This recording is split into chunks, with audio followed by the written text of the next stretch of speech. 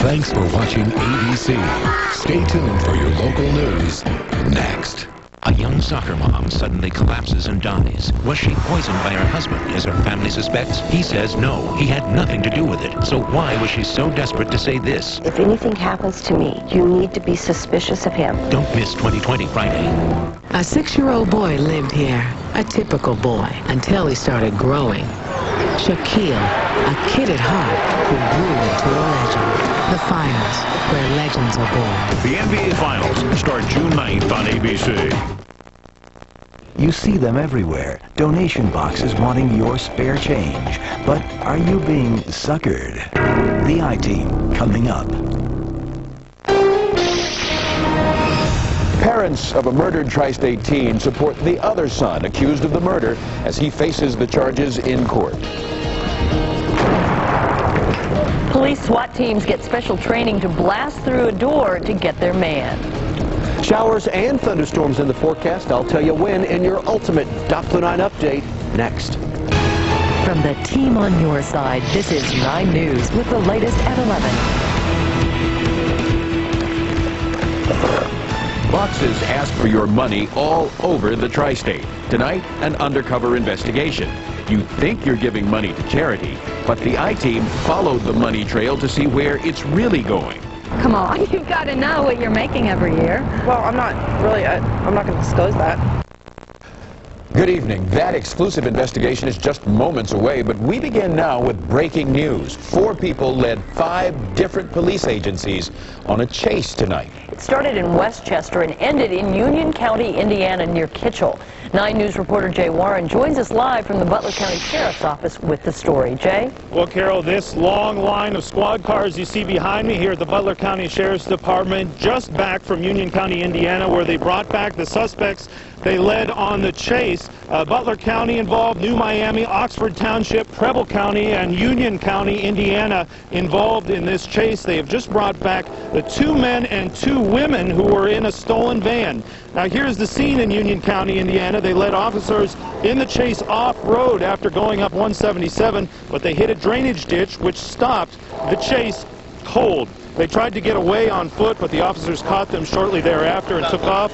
Fast forward back to the Hamilton County, back to Hamilton, where the suspects were brought back.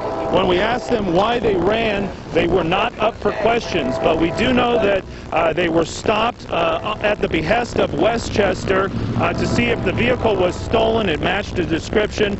When officers pulled the vehicle over, they took off, and that's when this chase began. Led them on this chase. 5 different agencies involved. All 4 are now here in custody in Butler County. Clyde and Carol.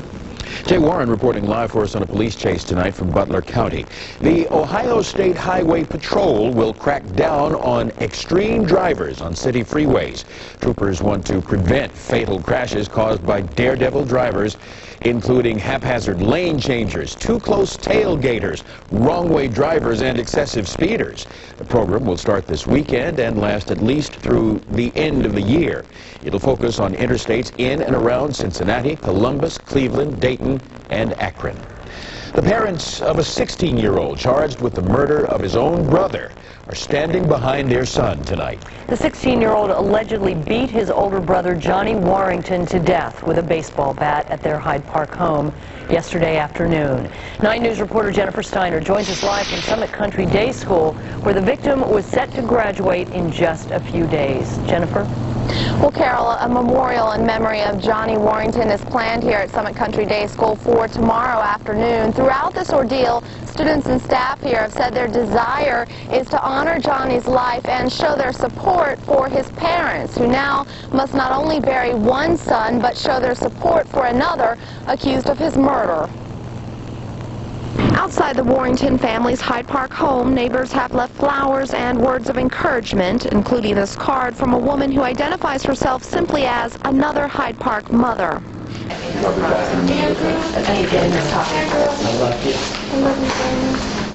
Today in court, Marcy Warrington called out to her 16-year-old son as he was led away in handcuffs.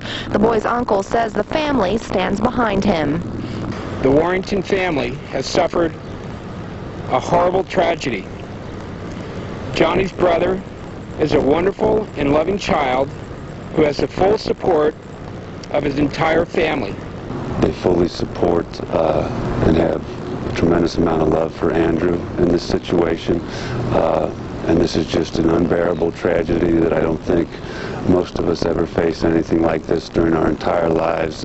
The teenager's attorney and longtime family friend, Tom Heekin Jr., was granted a request that a family doctor be allowed to check the boy. Heekin says it will take some time for the family to decide how to proceed with the case. And I think we're all a little emotionally drained and want to kind of slow this thing down and figure out where we're at after this weekend, because there is another son that they have to bury him. Funeral arrangements are still pending for 17-year-old Johnny Warrington. Grief counselors have been on hand at Summit Country Day School to help his classmates cope with the loss, but child health experts say it will take time. I mean, it's real critical that parents and teachers and friends help kids talk about their grief, experience the grief.